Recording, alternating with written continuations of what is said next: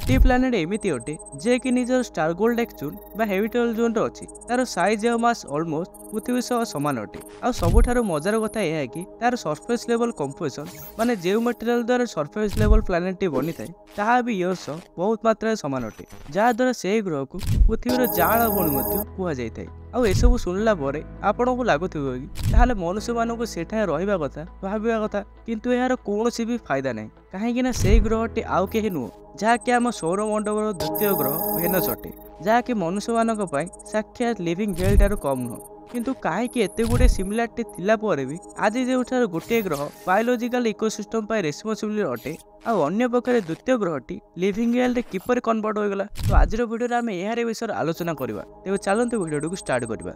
मु तपन आपको स्वागत जनाऊँ द मिस्टीरियस वर्ल्ड को। तो सांग मैंने यह हूँ भेनस और अर्थ लेयर साइड बाय साइड इमेज। आपड़ जब भल देखिए दुईटी जगह ग्रहर गोटे एक्टिव कोर अच्छी आ उभय आउटर लेयर टी गोटे मोटा क्रॉस द्वारा आच्छादित होती। भेनस पाखर भी अर्थ मास आ मर्क्यूरी उपर आयरन निकल द्वारा प्रस्तुत गोटे कोर अच्छी। एवं आपण आगे दुईटी जगह ग्रहर कंपेरिजन टेबल टी अच्छी। आपड़ टे नोटिस करंतु वॉल्यूम मीन डेंसिटी एपर्यंत कि ग्राविटी मामलार भी भेनस पृथ्वी सह बहुत समान अटे। एठारे प्रश्न उठे कि यह दुई जोड़ा बणिक मध्य ए जन्म मृत्युर पाचेरी आसला क्यों। यह जानवा हेले आमको समय बहुत पछक जावा पड़ो, प्राय 3 अरब वर्ष पछक। जदि आम यही समय को जीवा ताले पृथ्वी तातो थी पाखापाखि 85 डिग्री सेल्सियस तापमात्रा ता भी से जगह जो कि ओशन रही। हाँ सांग मैंने वैज्ञानिक मैंने सजेस्ट करती कि से समय ऑलमोस्ट पूरा पृथ्वी महासागर में घेरी होता है। ओशियन रे भी जब 85 डिग्री सेल्सियस टेम्परेचर आकलन कर बहुत अधिक अटे। यार पवन भी निश्वास नेबा अवस्था नाला कहीं मॉडल सजेस्ट करते प्राय 3 अरब वर्ष पूर्व यार आटमोस्फियर ऑक्सीजन नाला। मिथेन एमोनिया एंड वाटर वापर आउ नियन पर नोबेल गैस गुड़िक मिशीला।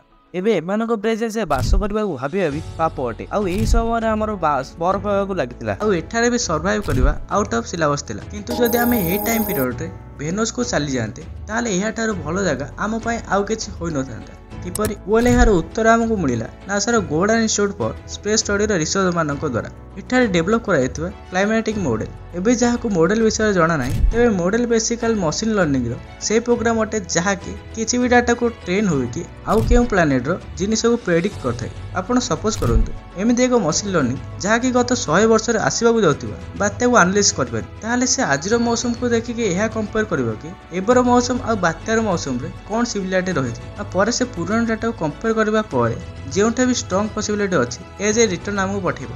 आगु आसबाकू थिबा बात्या बा इवेंट एहा हो बोली से जणाई थे। आ काहेकि ना भेनस रो एक्यूरेट डाटा पाइबा पई हेले हमको ताको क्लोजली ऑब्जर्व करबार थिला। तेणु नासा द्वारा 4 में 1989 रे भेनस रो पूरा सरफेस को इमेजिन करबा पई आ सेठाकर मॉडल प्रस्तुत करबा पई मेजेला स्पेसक्राफ्ट को लॉन्च करायथि। आ एहा बहुत फायदामंद रे परिणत हेला। एही मिशन टी एते इंपोर्टेंट थिला कि निजर मिशन रो लाइफ साइकिल समय रे ए स्पेसक्राफ्ट टी पृथ्वी को प्राय 1200 गीगाबाइट डाटा पठाई दिला, जहाँकि नासार सब प्लानेटारी मिशन कंबाइंड डिस्टेंस ठारू भी 900 गीगाबाइट अधिक थिला।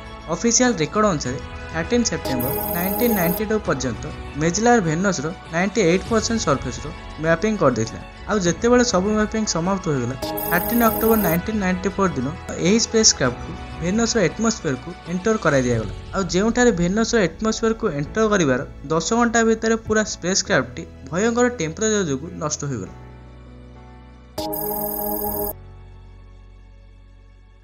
एबे माजलार आमको भेनस रो ऑलमोस्ट पूरा कुंडली दे देथिला। किंतु जे मेन फाइंडिंग आमको माजलार डाटा रो मिली ता एहा कि 85% भेनस सरफेस रे वोल्केनिक लावा होउची। यह व्यतीत माजलार आमको यह भी कहला कि Venus surface temperature around 887 degree Fahrenheit बा 775 डिग्री सेल्सियस और एटॉमिक प्रेशर पृथ्वी ठारू 92 टाइम्स अधिक अटे। यह व्यतीत भेनस ट्रोपोग्राफी कहूची कि सेठाकर कंपोजिशन एमिति अटे सेटा सोलार रेडिएशन केबे अब केउठार पडुची एसबु डाटा मेजलार पृथ्वी को पठाइतिला, जहा द्वारा आजिर सहर्ष रिसर्च पेपर बा प्रोजेक्ट पेपर को करा जाय पारुची। जेउथरो सबुठ इंटरेस्टिंग आ सबुठ यूजफुल एप्लीकेशन हमको मिलिला माइकल वे आ तांको टीम द्वारा पब्लिश कराइतिबा एही रिसर्च पेपर द्वारा was Venus the first habitable world of our solar system.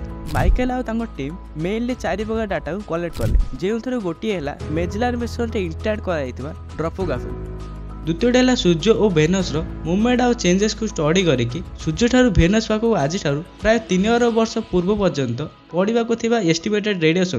तृतीयटी है करेन्ट थ्योरी अकॉर्डिंग जो मसीह एस्टिमेट भेनस को नहीं करा लास्टली भेनस से समय एस्टिमेट एटमॉस्फेयर कंपोजिशन को यही पूरा डाटा को लेकिन कंबाइन करागला आ कंप्यूटर मॉडल रे कंबाइन डाटा को रन करागला तापर अलग अलग सिनेरियो को पकाई देखागला कि आज प्राय 3 वर्ष पूर्व भेनस अवस्था कौन थिला।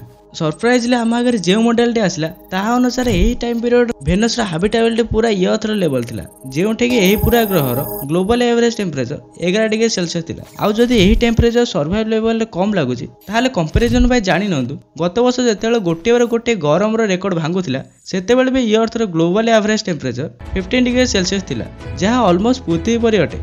नॉट ओनली जगार स्ट्रक्चर को देखिकी 8 वर्ष पूर्व को देखा चेष्टा करला और हाइड्रोजन आइसोटोप क्वांटिटी को देखा द्वारा यह भी देखागला कि यही समय भेनस रे बड़ बड़ ओशन भी रोला जहाँ एठाकर हाबिटेबिलिटी एते बढ़ाई दूसरा कि एठारे इवेन पृथ्वी ठू भी जीवन बंचार आशा बनी जाइथिला।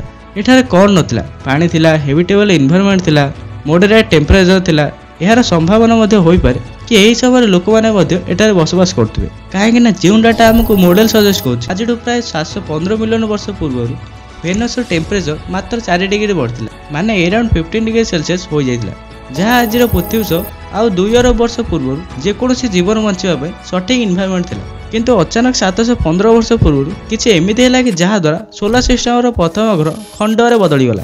एवं जानवा हेले आमको क्लोनोलॉजी सह बेस्ट सुटेड एक्सप्लेनेशन द्वारा बुझा पड़ो जार हिंट्स आमको मिलूँ एठारे पड़ता लाभार। वैज्ञानिक मैंने एपरी मानते कि आज प्राय 715 मिलियन वर्ष पूर्व भेनस उपर एक भयंकर ज्वालामुखी विस्फोरण होता जार फाटिवा द्वारा भेनस लाभा तो पड़ा ता सहित व्यापीगला अनकंट्रोलेबल कार्बन डाइऑक्साइड जहाँ को भेनस लटाल इमेज रे भी देखा जाइतिला। आपको लगुव कि यहीपरि लाभा तो पृथ्वी में भी फाटी थाए किंतु यह आपे आपे सॉलिड रे मध्य कन्वर्ट हो जाए ताहले भेनस रे काहे केलानी तेबे यार रीजन टी होची अनकंट्रोलेबल कार्बन डाइऑक्साइड जो बट किपरि यह जानवा हेले आमको बुझा पड़ो प्लानेटरी फिजिक्स को। तो सांग मैंने ग्लोबल वार्मिंग को स्टडी करथिबा बेले आमे यह जानले कि जेतेबेले भी सनलाइट कौन से प्लानेटरी सरफेस रे पड़ता है यह से सरफेस को गरम करिवारे साहाय्य करता है जहाँ द्वारा सनलाइट निजर थर्माल रेडिएशन रेडिएट होगा लगुच आउ यही थर्माल बहुत समय एस्केप हो जाए डिपेंड नहीं कर कौन से एजेंट बा एलिमेंट अर्थ को ब्लाइंड कर साहाय्य कर ना नहीं एस्केप कर बाधा सृष्टि करनी। तो जदि बा नॉर्मल कंडीशन को डिस्टर्ब करता है कार्बन डाइऑक्साइड यार हिट और थर्माल रेडिएशन दुहे को स्पेस को जीवारे बाधा सृष्टि करता है जहाँ द्वारा यही हिट धीरे धीरे बढ़ा लगता है जहाँ द्वारा टेम्परेचर को मल्टीप्लाई टाइम बढ़ाई देता है।